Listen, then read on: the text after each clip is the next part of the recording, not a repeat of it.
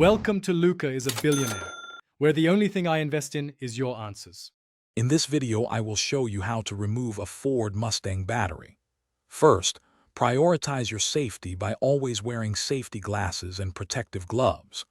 Before you begin, make absolutely certain your Mustang is completely turned off and the parking brake is firmly engaged. Take a moment to locate the battery. In many Mustangs, it's found in the trunk, but some models have it under the hood. Knowing its location is your first step. Now let's disconnect the battery. Using a 10mm wrench, carefully loosen the nut on the negative battery terminal first. This is crucial for safety.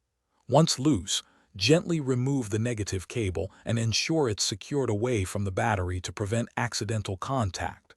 Next, repeat this process for the positive terminal, loosening the nut and removing that cable as well. Always handle these connections with care. With the cables disconnected, it's time to remove the battery's hold-down mechanism. This is usually a clamp or strap that secures the battery in place. You'll often need a 13mm socket to loosen and remove the bolt holding it down. Once the hold-down is completely removed, you can carefully lift the old battery out of its tray. Be aware that car batteries are quite heavy, often weighing around 30 to 40 pounds, so lift with your legs.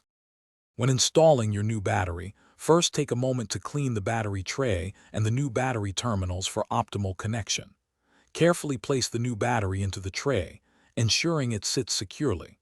Reattach the hold-down clamp or strap, tightening it firmly to prevent movement. Finally, connect the positive battery cable first, then the negative cable. Double-check all connections to ensure they are snug and secure before closing up your Mustang. Thanks for watching and please subscribe. It's the best investment you'll ever make.